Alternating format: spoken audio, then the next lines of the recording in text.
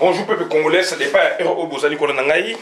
Ngaï Ndoglamino Christian Bola bien maman, peuple Mokozi, peuple souverain, combattant, résistant, révolutionnaire, PNI. PNI est un politicien non institutionnel. Toye Koloba Mini Penza Makambu et Talimbo Kanabiso. Donc, puisque l'information est allée toujours Koya, Yangwana donc Toye Koloba Makambu ya Mbo Kanabiso, Mboka ya Lokumu, Mboka ya Congo. Mboka oyo ba paya ba kanyango à cause ya ba politiciens oyo ya mboka Congo, ba politiciens corrompus, à cause ya ba politiciens oyo ba bengi bango donc ba député, ba bengi bango ba ministre etc. ba président ba parti politique donc ba teka mboka. Et les lois de Koloba Makambu ou Esengeli. Donc, bandeko nangai vraiment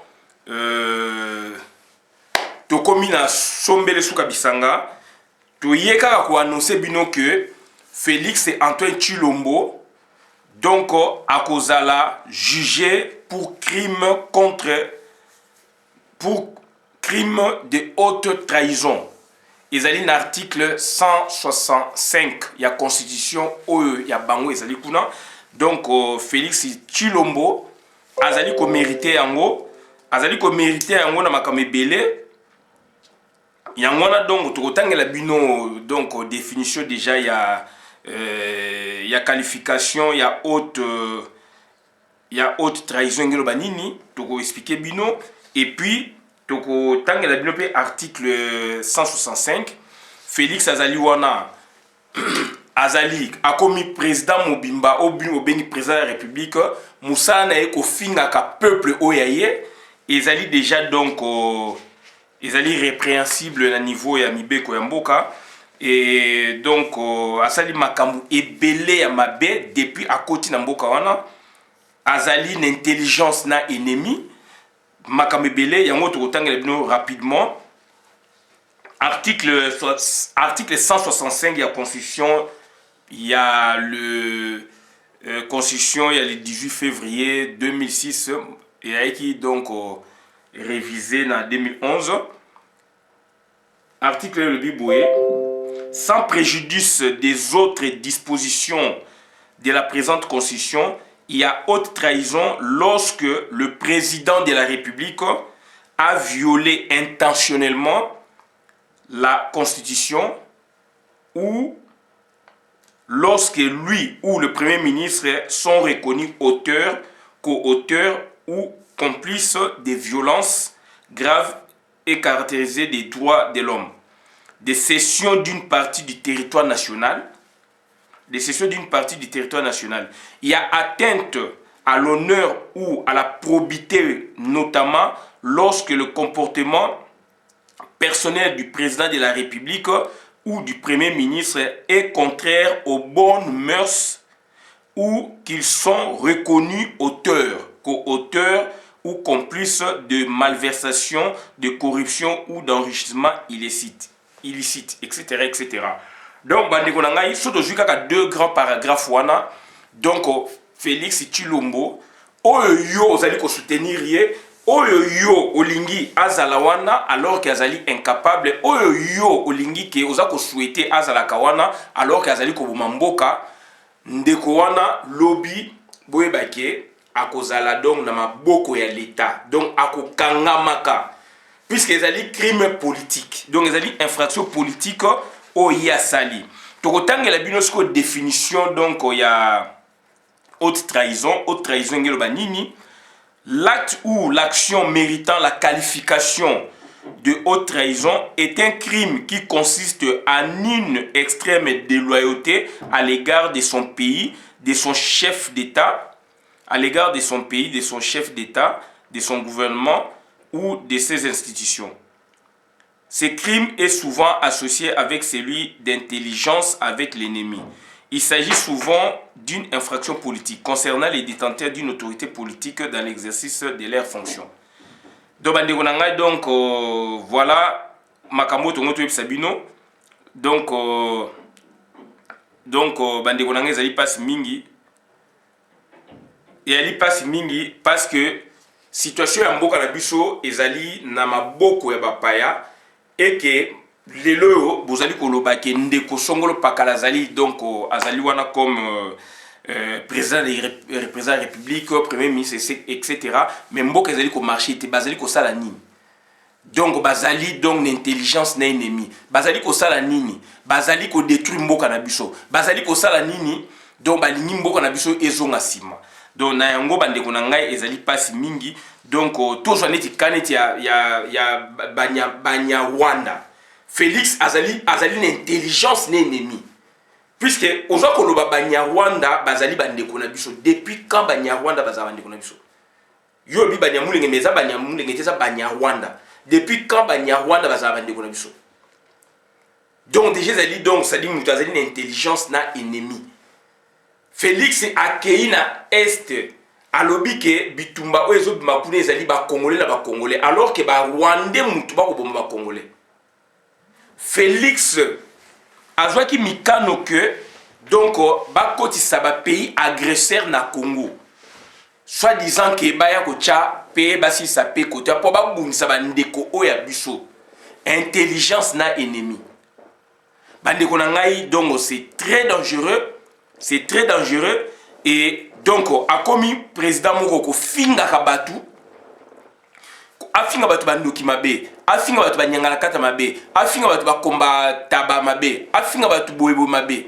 et eza ba combattant musu bazali ko kotela e po ba justifier mafinga wana ote alobaki boyeza ki binote alobaki boyeza ki boy ba ndeko na nga tozali ko kende wapi donc bandeko na ngai c'est très important parce que donc il y a atteinte à l'honneur ou article 165 atteinte à l'honneur ou à la probité, notamment lorsque le comportement personnel du président de la République ou du Premier ministre est contraire aux bonnes mœurs ou qu'ils sont reconnus auteurs, co-auteurs ou complices de malversations, de corruption ou d'enrichissement illicite.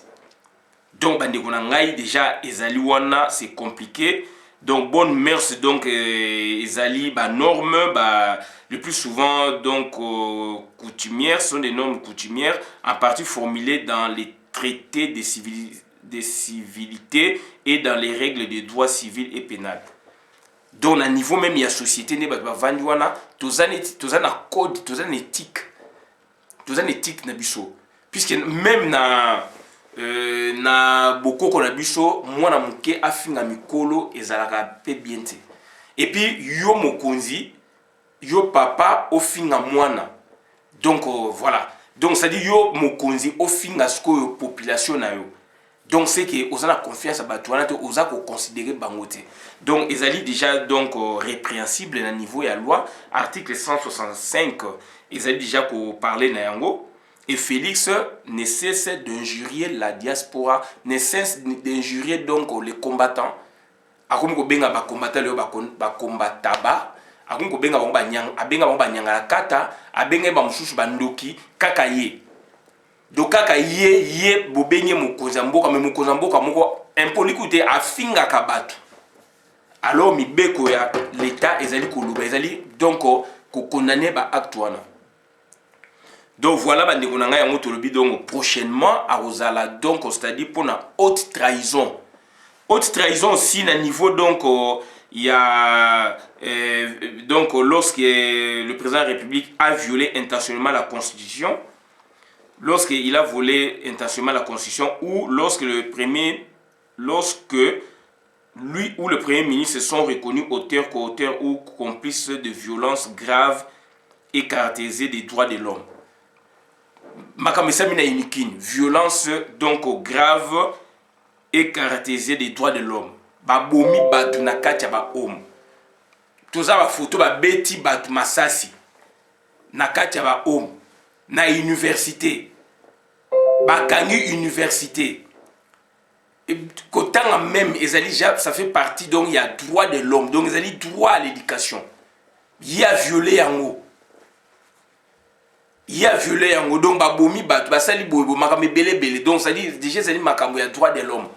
Donc ça dit Félix azali wana mikolo miko yaka arozala donc incriminé. akosambaka donc na makambo oyo déjà azali kosala ngo mais sans que ayeba qu'auteur ou complice de violences graves et caractérisées des droits de l'homme, de cession d'une partie du territoire national. C'est-à-dire une partie du territoire national, donc ce qui déjà Moutabandi ko cédé yango azali pe na katambeba.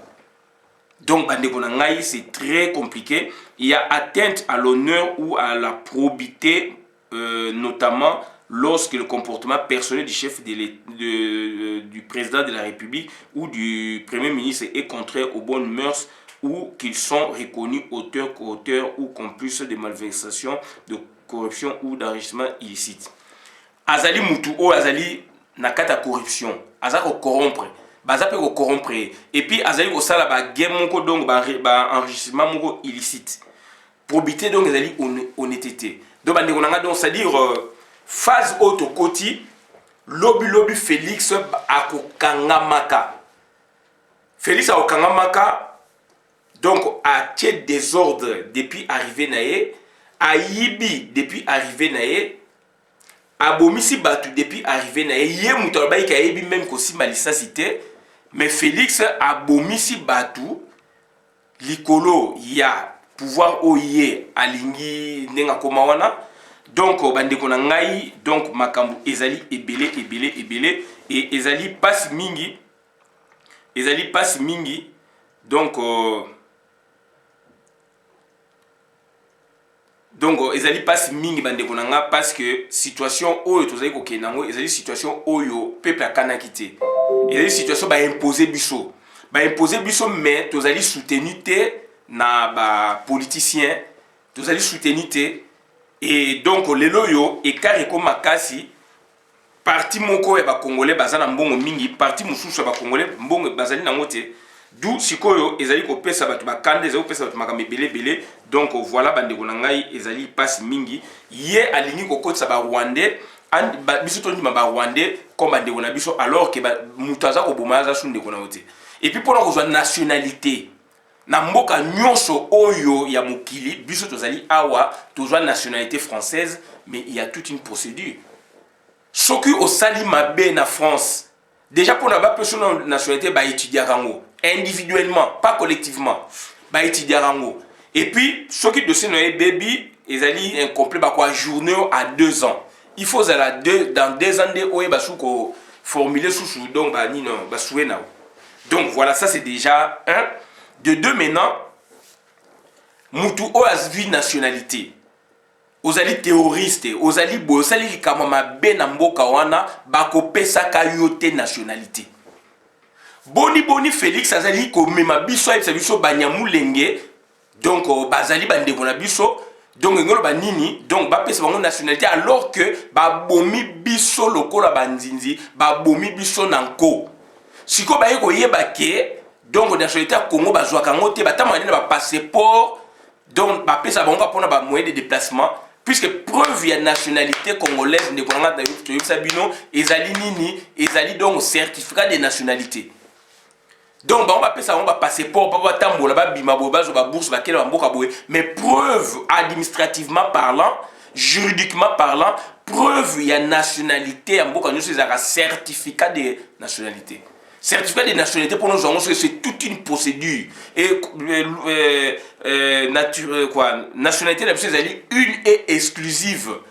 Okoki kozango te na nationalité musu concurremment et puis soko sengi yango pe mingi donc c'est-à-dire sur 10% c'est-à-dire batu bazwa ngo bakolo bado 0, donc 9,000 de bazwa yango te tellement ezali compliqué que okozwa ka yango te et d'un côté nazali ko sepela puisque banyamulenge lelo bazali ko luka biso to reconnaître bango comme bandeko na biso to pesa bango nationalité donc ça dit c'est dévoilé tant Félix pas Félix a coûté na bango et puis Félix a ko loba na sens wana donc ils se sont dévoilés to lobaka ngondeko nationalité na biso même o ba pesi kuna o chinois o indien boy non nationalité ya Congo ezali ba nationalité oyo na monde entier ezali ba nationalité mo tellement ba verrouillango que pour nous zango ezali difficile C'est difficile. Et puis, ce qu'on il fait un journal officiel.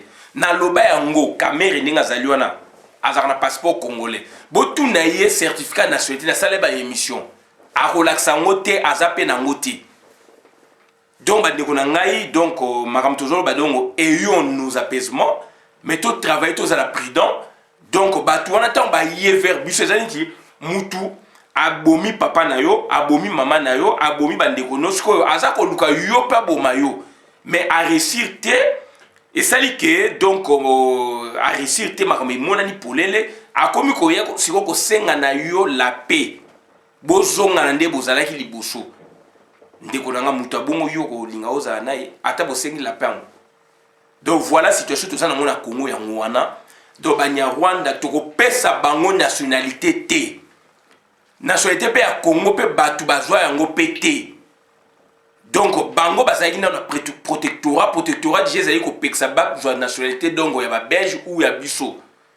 Et puis donc ba yo zwa indépendance na bango na 62 ba yo sala bêtise.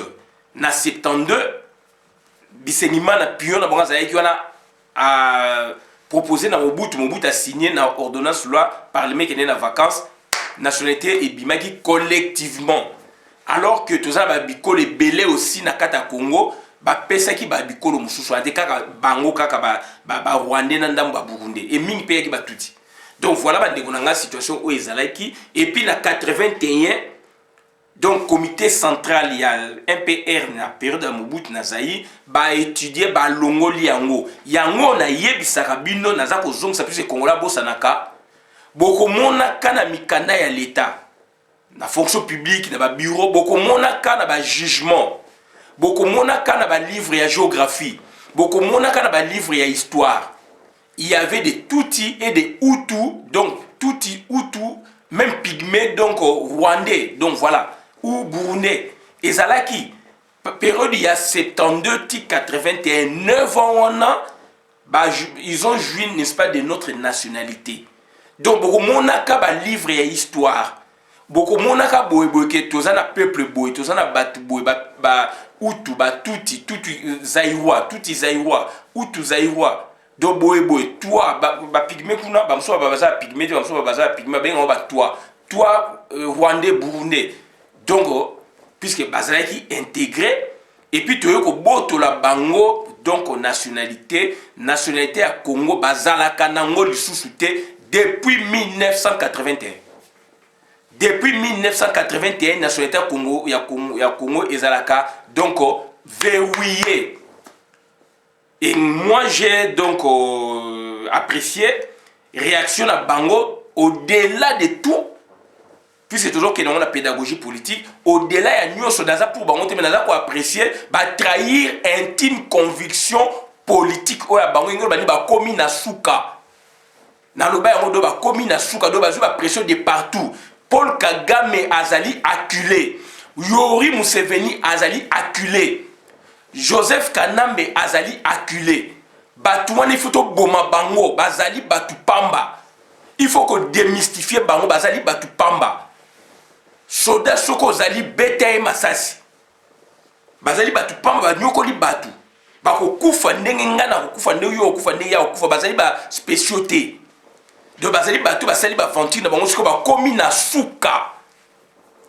Toujours ça bino parole solennelle il y a États-Unis par Naji Tibor, sous-secrétaire d'État donc aux affaires africaines, aïe na Rwanda, Burundi, Ouganda, aïe na Congo, donc na avril à avril-mai. Alors il va protéger Congo, le va protéger Israël. On a les États-Unis d'Amérique dans le bagi. Va protéger Congo, va protéger Israël. Va protéger satellite dans la limite ou dans la frontière. Il n'y aura plus d'incursion, il n'y aura plus d'attaque, il n'y aura plus ceci, cela. 8 mois après, tout le monde Kagame a dit que ça bateau ya côté Sakabango. 8 mois après, donc rapport mapping à Kunakango et Télémilikolo. Ndeko na mboka na yese ezali libéré. Mboka na ezali libéré donc ezali ce qu'il faut pousser sur l'accélérateur. Yo moni moloki mutaye ko loka oti akoki oti ayeko yebisa oke nazali ko loka yo mais siko na yo senga ke to yo kanola sanga neni ozali protéger. C'est ça ce qui s'est fait donc na Rwandais. Donc Félix Antoine Tshilombo suka na ezali donc prison cimetière liwa puisque aluki yango akozwaka yango banyarwanda bazaba ndeko na biso te. Et puis avec quelle arrogance, quel courage azwaki yango. Donc pédagogiquement alakisi que ne y a problème yango na. C'est ça la leçon à retenir. Ne y a problème tout le barande balkanisation suka nango yango na. Okotaki bato bomi bato siko yo moko bimisi bato ozo senga na bango bazonga donc ozo garantir bango paix. Et dans notre état côté vide donc et sili donc bato ba comme ko zonga na place na bango donc c'est-à-dire osuki. Donc bande ko na ngai oto ya ko ba ngwana donc fati akozalaka donc humilier fati na bino akozalaka humilier bako kangaka ye et akosala prison de cimetière de loi. So cimetière était donc exil. Et le lenge moko pe na Paul Kagame Museveni donc on a une politique bazali ba rien. Il faut pas bobanga bango. Donc ils ont acheté membre parti politique politicien sakana na bango bisoté que génération ba départ. Ya ngona bana na bisope il faut pas kota na nzela wana bazala réveiller puisque mboka ezaka ya ngaite ezaka ya yote ezaka biso nyostu.